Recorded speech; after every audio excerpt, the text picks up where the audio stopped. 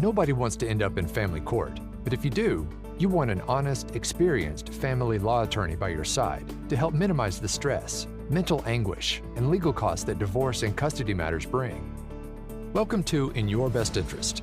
Texas divorce attorney and entrepreneur Justin Sisemore of the Sisemore Law Firm, entrepreneur Andrea Jones, freelance writer Mary Maloney, and guests share insight on what to expect and how to handle family law matters, the changing landscape of family law, and living the entrepreneur's life.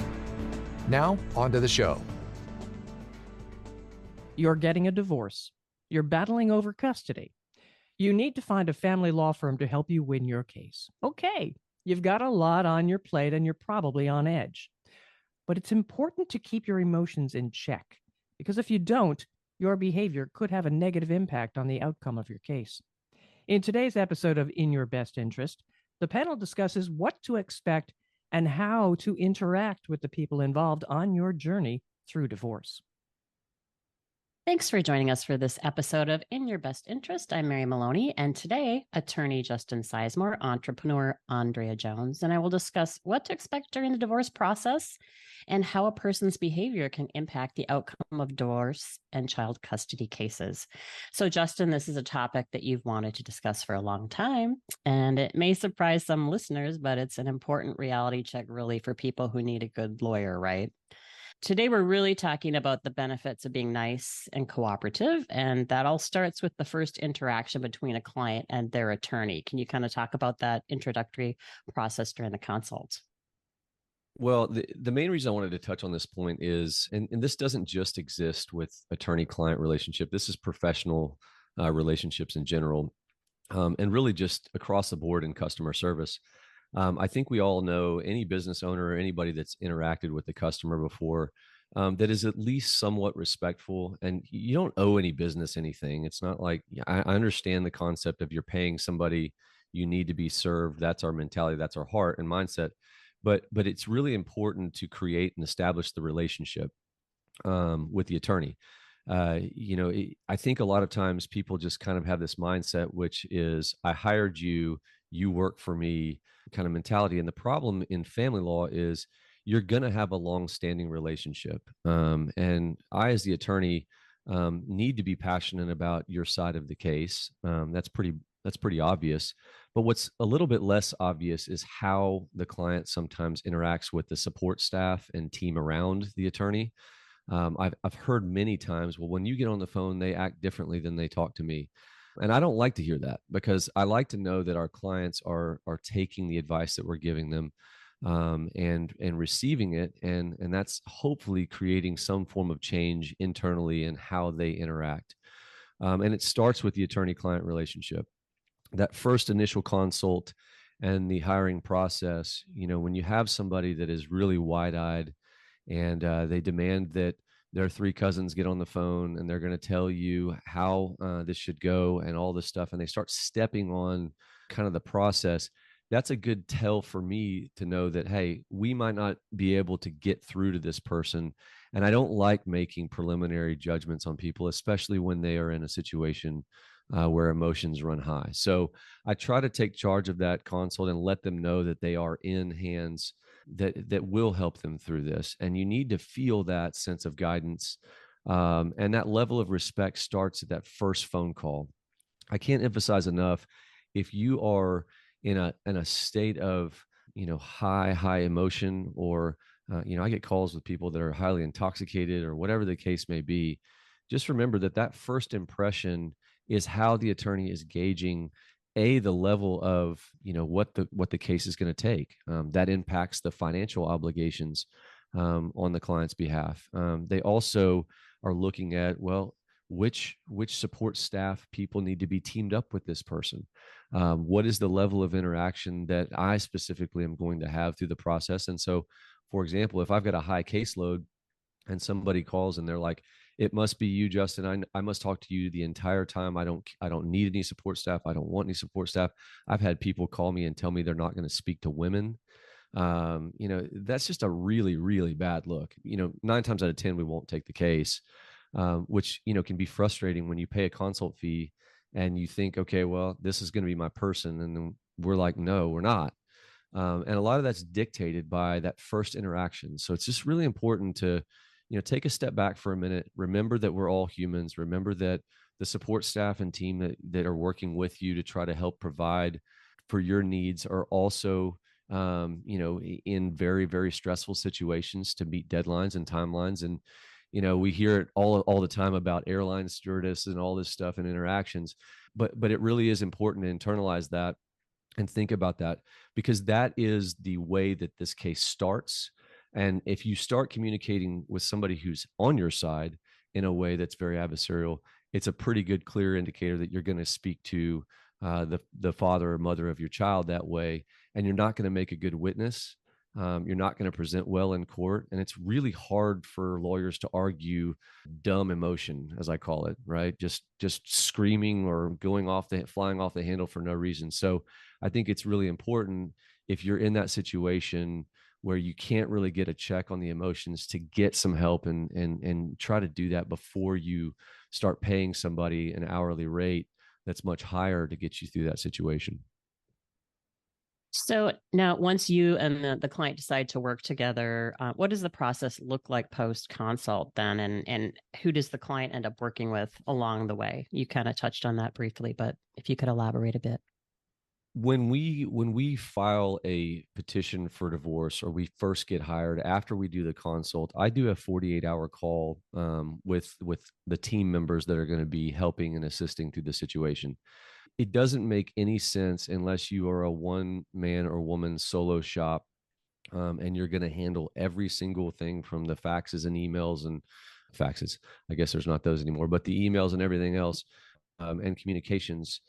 First of all, they have to have a very, very small caseload.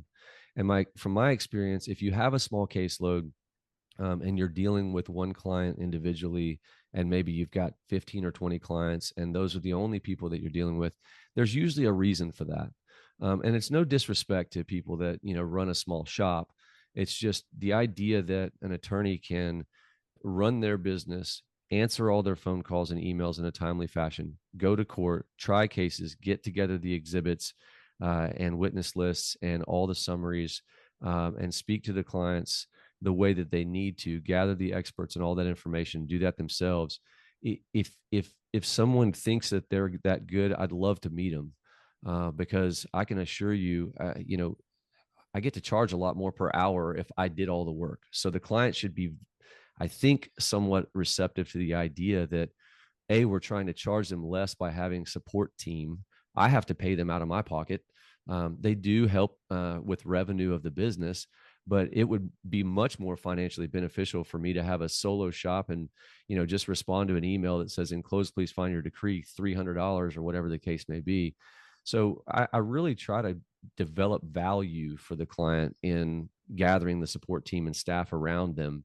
And then from an efficiency standpoint, you're going to have cancellations of hearings. You're going to have resets. These are on judges' times and judges' schedules. They sometimes will reset hearings when, I'm in another hearing. Shocker, you can't, saw one person in half. And the other thing that people need to remember is, I'm not the end all be all when it comes to being the best in every situation. I know my name's on the sign, and that gets confusing for people, especially when they're referred. They're like, well, you need to make sure you get Justin. Let me be very clear. You always get our team. You always get me and involved in that process. I tell people in the consults, pick up the phone, call me, set an appointment. It takes literally minutes to get in with our firm. And I usually get back in with somebody inside of a week. So it's not like you're going to be waiting to talk, but the strategic direction of the case is set at the outset.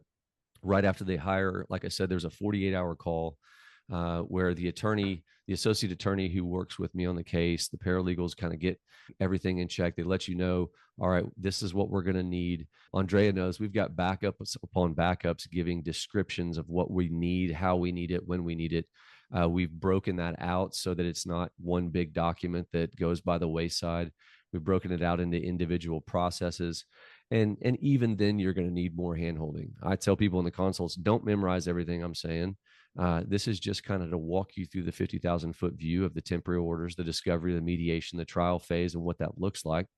And really, I like to compartmentalize that case And so when you look at that second follow-up, that is kind of a recap of what the client and I have spoken about, because things change from the first initial phone call. Things change from the time they actually fill out the information sheet. I can't tell you how many times I've had somebody forget or omit things in the consult sheet.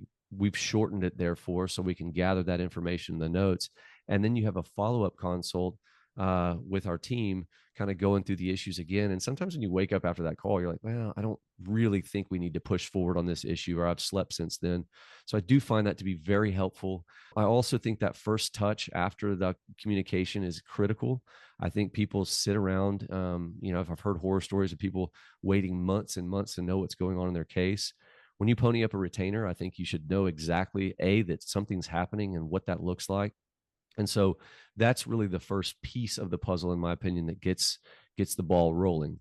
And then from there, once that consult happens, they're telling you when the filing is going to happen. Our process servers are getting with you, looking at scheduling, figuring out whether, the kids are going to be around to make it an appropriate time to serve somebody, or whether there needs to be a waiver of service. And then, if we obviously, I like to have temporary hearings. I talk about temporary orders being your roadmap a lot. That happens really inside of about 21 days in most situations. And the TRO, the temporary restraining order, is good for 14 days. So really about 4 to 5 days after they hire, we've got pleadings on file after they do that initial meeting. And sometimes it takes another week or so, depending on scheduling. But usually inside of a month, you're inside of a courtroom. And so the information gathering piece is really critical. And that's where the team members really come into play.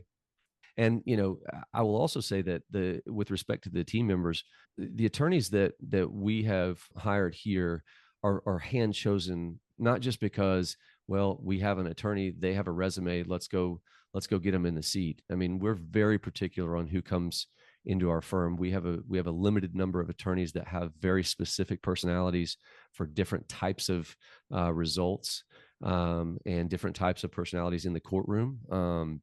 And so I'm very careful with how we team that group up. And so that piece really sets the tone and pace for the entire case, the leverage points for the mediation. And I can't stress how important it is to A, prepare, and B, really trust the people that you're dealing with on a professional level. If you're not getting responsiveness, or you're not getting calls back, and I'm not saying your responsiveness is going to be what you want to hear, as we've said many times, but if you're not getting that back and that feedback back, that's when it's a problem. And I tell people all the time, I say, look, even people at our level of professionalism, balls get dropped sometimes. People make mistakes. And if it's a mistake that is a true accident, I mean, I've had situations where, the Court of Appeals, for example, has sent emails to junk emails as of a couple of weeks ago, and we're not appellate attorneys. And the client's going, well, what is this? I haven't even seen the appeal. It didn't go to my email at all. It went to one of the associates' junk email.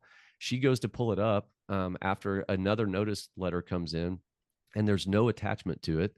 So the clerk didn't even attach the petition for the appeal. We don't do appeals, which we tell the clients in our contract and in follow-up communications. But those things happen, and we take ownership because that's what professional businesses do.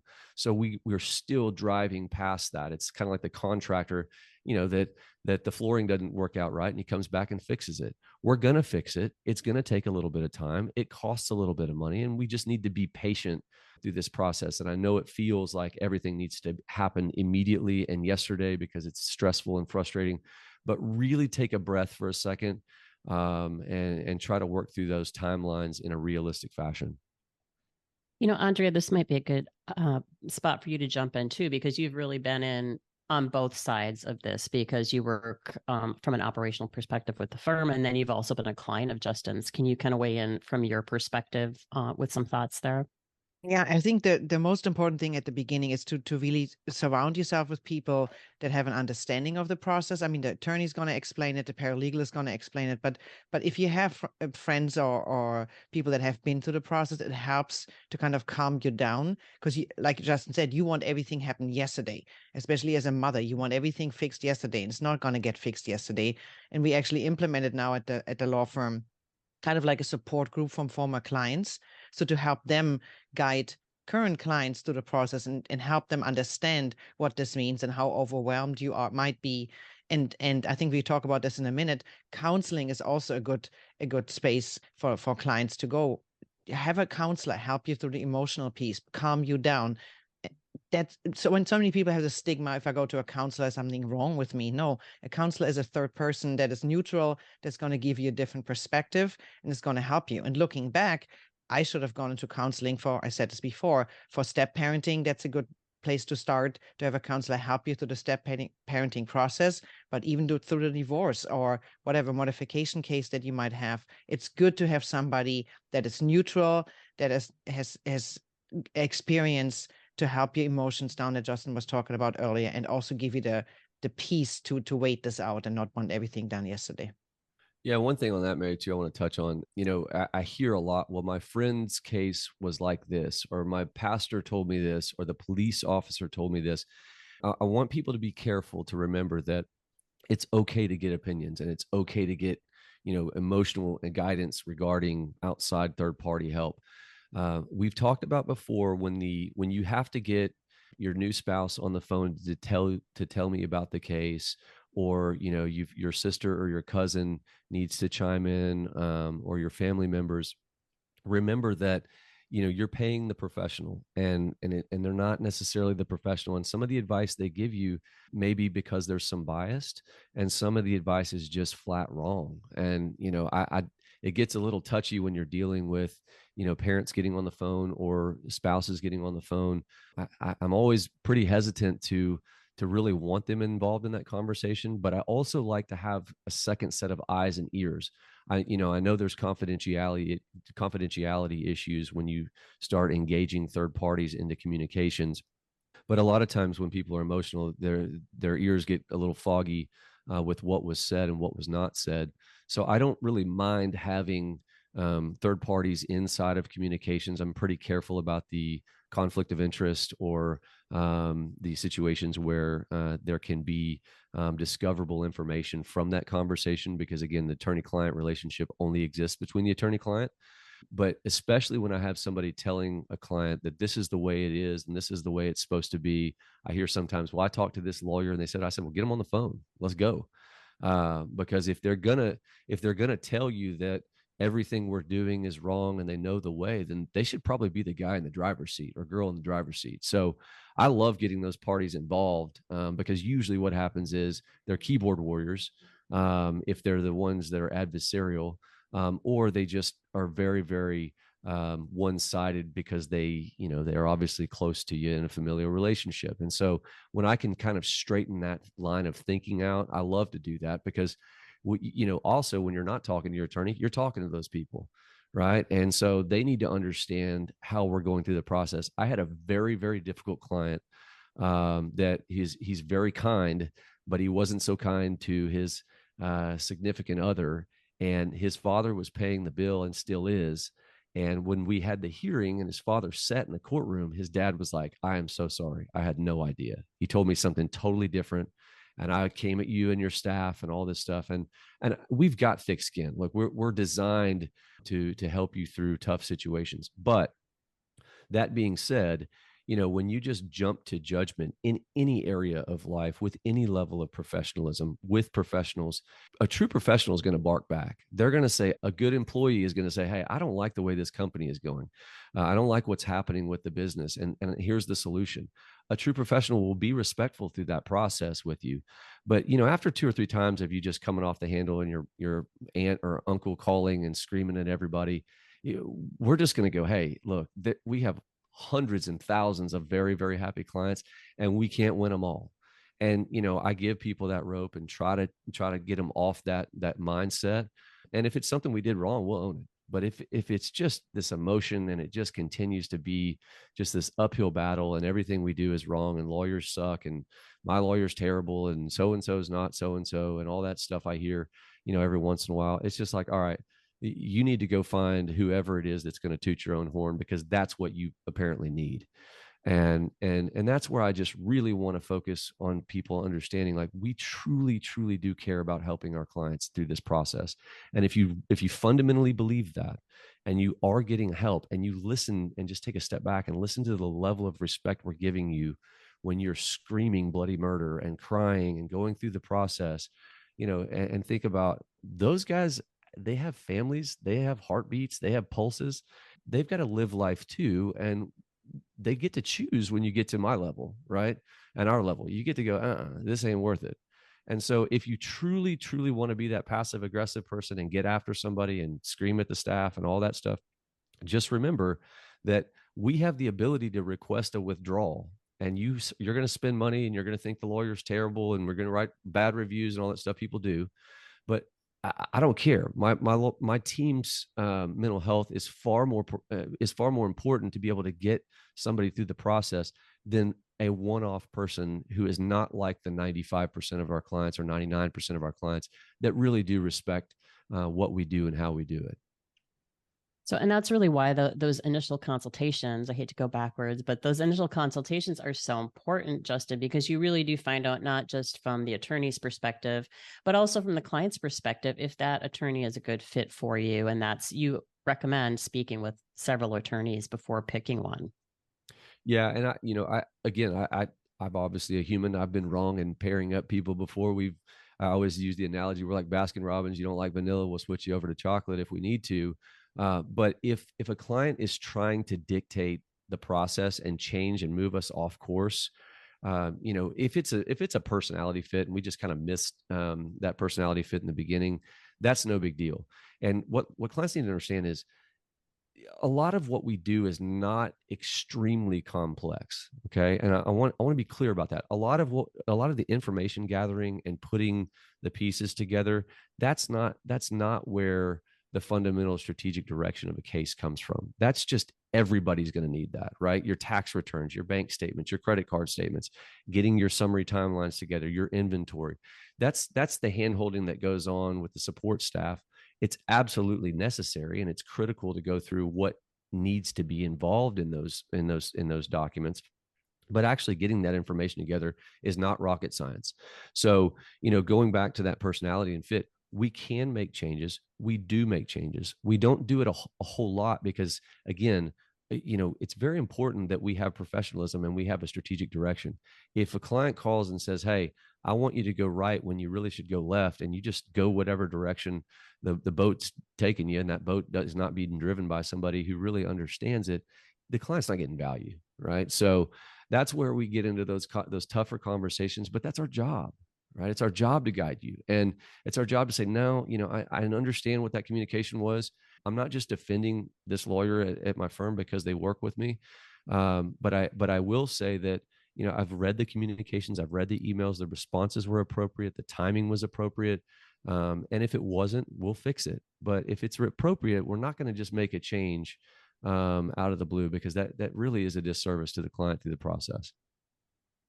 So taking a slight turn here, a person's behavior during interactions with their ex, and that opposing parties' counsel can also have an impact on their case as well.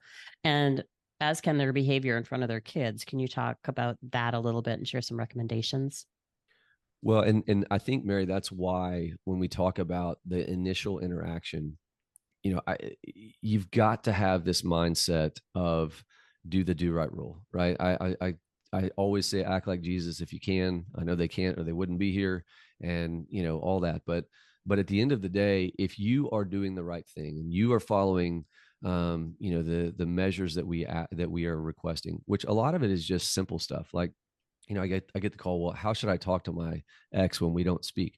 Just ask them the who, what, when, where, why questions. Well, hey, I'm thinking about switching schools over here. I know, the order says that I've got this right, but I wanted your input and I wanted to know what schools you thought would be beneficial. And can we talk through that? Well, no, you idiot. We're not talking about anything. Blah, blah, blah. That is absolutely exhibit number one. I mean, I'm going to take that into court. I'm going to say, hey, the client reached out. She thinks she's co-parenting well. And, she's doing what I asked her to do, which is, hey, what's your input on this? And you either don't respond or you respond in a negative light. I mean, that's 101 stuff, right? And it doesn't take rocket science to do that. What it does is it takes you to bury the emotion. And when we start with the consult, a lot of what I do in the consult is kind of rehash what direct examination looks like. So, for example, what do you do for a living? How long have you been married? Have you all separated? Those kind of questions. And what I gauge in that process is when you start to go off script immediately and want to tell me about, something that happened 6 years ago when I asked you, do you have a house? I'm learning from you that you're not going to be responsive in a courtroom, and it's going to take more work to get you there, right? And so I may have to put a tougher personality with you to get you just really in check for where you need to be when you get into a courtroom. Well, if you don't like that, or that feels uncomfortable to you because we're telling you something you don't want to hear, and we do it in a respectful manner, but you may not want to hear it. If you're that kind of person that can't receive constructive criticism, you really probably should represent yourself. So going back to kind of that idea of the interaction with the clients and how they interact with each other, when you start out with a lawyer that way, it usually is amplified tenfold on how you interact with the other side. And I can move mountains in cases when clients even have terrible facts, but really are trying to make honest effort to get better. That's all we can do in life, is try to get a little bit better each day, 24 hours at a time, sometimes 2 hours at a time. And if I have the client that is really making those efforts, I mean, I've switched custody on a situation where a guy couldn't even speak, and he came into the office just slurring his words. Every time I talked to him, he was a total alcoholic. And he literally, I see I still Facebook friends with him, and I see the posts of him with his child now, and he's the primary. And, she got close to supervised access, right? And that was because she didn't heed the advice. He did. And I honestly did not think that client would ever have that turnaround. And those are the wins, right? When we talk about winning in our profession, those are the wins. When you flip somebody or make somebody become, a good human, and at least engage in interaction in a respectful manner with their family members, that's a win in my book, right? Because that then turns into kids and cousins and family members and grandparents and all of these people that are around them getting to see a decent human. And with social media and all the stuff that's going on and the 1,000 ways you can interact, you see this stuff and you immediately want to react. We all know, take that email, write it, delete it, wake up in the morning and see if you want to rewrite it. Same kind of communications that we have through this process. Don't fire off. Take a breath. Remember that nothing needs to be done in a day or two, right? Just take a breath and a moment to get through how you're going to communicate. And in the beginning, if you're all full of venom, that's where these counselors come in to kind of help you get more task driven and more to the who, what, when, where, why. The fact driven, not the gaslighting, not the conclusions, not the speculation. Well, they're going to not show up, and they're going to take off to Mexico with my kids, and they're going to, bring so-and-so around, and he's a drunk or she's a drug addict. They're crazy. They're a narcissist. I hear those things literally 50 times a day. And it's not that they're wrong necessarily. They may be 1,000% right, but we still have to deal with those people, right? So we still got to communicate with them in a way that we present well and show the court that it's in the child's best interest, or that the division of property makes sense because someone's trustworthy. They communicate and present well. They're respectful to their lawyers, their staff, their team, the judges, the support staff, all the people that are involved in these cases. And so we just try to train them from step one. I want to jump in here too. I think this, what Justin said, keep your side of the street clean. That's important. And I learned this through the process myself. And the other thing you got to remember, if you're going through divorce, there's a reason you go through divorce in most cases. And you didn't get along with that person, and that's why you're getting divorced right now. So that person will push your buttons all day long if they can. And you just have to learn to not to let them not push your button. You just have to breathe and say, okay, he's doing that because he's attacking, or she, doesn't matter. She or he's doing that to attack me. They know how to get to me through my kids. So they're going to say and do all those crazy things.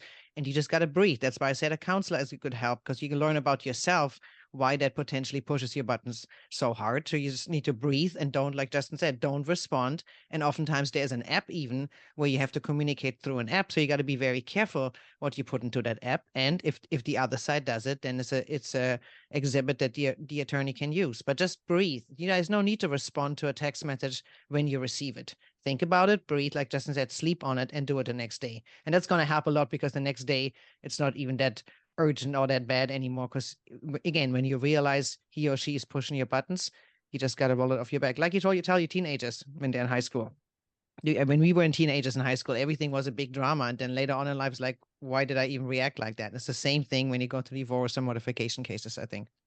Yeah, and on that point, Mary, like the way they communicate. So I have a lot of clients say, well, they're sending me these harassing emails and I block them from, blah, blah, blah, because I just can't look at this and bury that emotion. I look at this kind of like I don't know how many people out there have seen the Billy Madison kind of movie, or where he was, kind of pictured, not Billy Madison, but the football one, where he pictured the other side as kind of that little puppy dog, in the helmet. And, you kind of got to, whatever you got to do to get yourself out of letting that person have that level of influence over you. I mean, 9 times out of 10, the reason I do divorces is to get people strong again. If somebody has that level of impact on you, anybody, you've got to figure out a way to minimize or mitigate that impact, right? Take the text and just kind of look at it and be like, this is crazy. I can't tell you how many clients that just said what Andrea said. Like 2 years from now, they go back and read this stuff and they're like, why did I let this person do this to me? And so if you can take the wind out of the sail and just kind of go, all right, I'm going to pretend, I don't care how you do. I'm going to pretend you're a Chihuahua, this barking dog that tells me I'm not going to have any time with my kids, and I'm going to take all your money, and you're going to be left on the street and destitute, and your lawyer's an idiot, and my lawyer's going to do this and that. I love those kind of people. I love cross-examining them. They are so fun to play with. It's probably, I guess, if I have joy in my business, it's really, really exposing a human that just can't get out of their own way. And especially when I have the client that's going, hey, I'm sorry you feel that way, but the pickup and drop off is here at 6:00. Would you like me to bring any of the of the PlayStation games? Screw you, blah blah blah blah blah. It's great. Bullet for the gun. Bullet for the gun. And then we get into cross examination, and sometimes I got to have a little fun at this job too. And you feed me a steak and I'll eat it. So as we close here, you guys, let's circle back to the be nice topic. Be kind, right? So that doesn't end after the case is resolved. So in brief, can you, Justin, weigh in on just giving some thought to that behavior as the case has resolved, and how people should behave moving forward? I think this doesn't just exist, and I love this question because I think this doesn't just exist when the case is over. When you finish a temporary orders hearing and we do everything you've paid us to do, and we get the result that we want, you've got to act like you've been there, right? You don't go and do a touchdown dance, and bounce around and get a penalty flag. Same thing in custody cases. Same thing when you're done with a divorce case.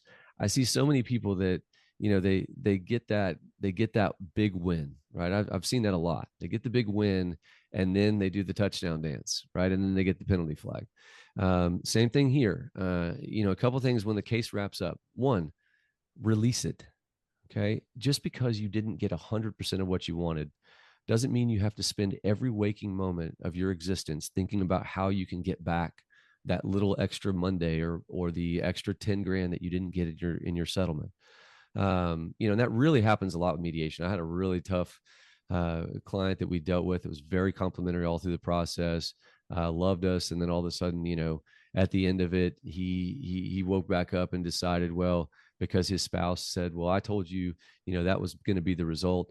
And he literally got the same result we told him it was going to be in the beginning. I mean, I was just like, I was baffled to hear the communications post, and all of a sudden everybody's an idiot. The system's broken and all that. And she was able to get back and push one more button of his.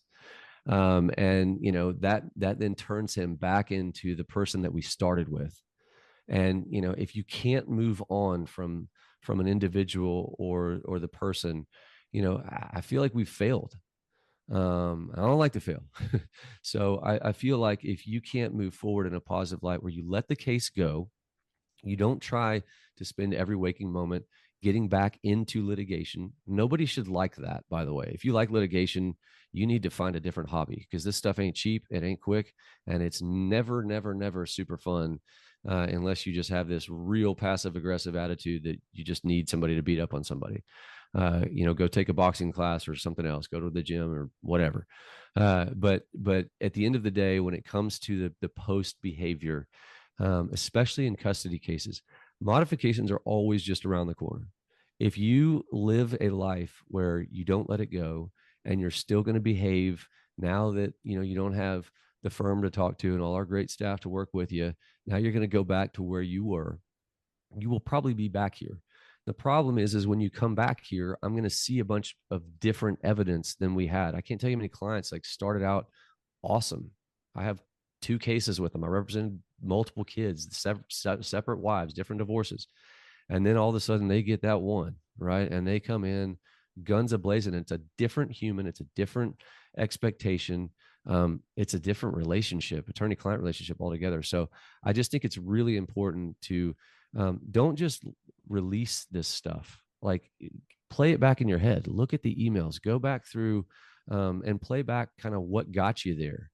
Do some internal reflection. Go back to the counselor and bury the animosity, because I'm going to keep telling you the same thing. I'm just charging you money to tell you that stuff. So I'd prefer you not spend that money, especially in the rebound effect. And the other thing I would say is, on a property division, when you've got somebody that feels slighted and a property division happens, and there are things that they don't have to do, like college and cars and all this other stuff.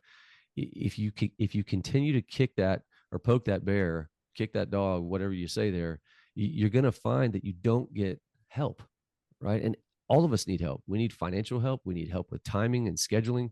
And so, coordinating and working with the other party is a big thing. And then we fast forward to weddings and stuff we've talked about before. It ain't a fun sight when you've got, and I was just at a wedding a couple months ago, and the 2 parents, you could feel the tension. They were on opposite sides of the room. They stood up to talk. You could tell the little jabs that they were still making at their daughter's wedding. I'm sitting here going, how do you do that in a moment like this? Right. So I'm going to keep pushing forward. I'm going to keep, I say kicking people in the teeth sometime until they get the reality check they need. And I'll get a negative review here and there. And I'll get, well, my lawyer's not fighting for me. He doesn't know what he's talking about. And I'm okay with that, because I have thousands of people that disagree with that person. So, hey, I think that's a great place to wrap up today. You guys, if you'd like to contact the Sisemore Law Firm, you can call 817-336-4444 or visit lawyerdfw.com. We also invite you to follow the podcast and share it with friends who might find it helpful. Thanks so much for listening, and have a great day. Thank you for listening to In Your Best Interest with Texas divorce attorney and entrepreneur Justin Sisemore. The content presented here is provided for information only and should not be construed as legal, tax, or financial advice. Click the follow button to be notified when new episodes become available.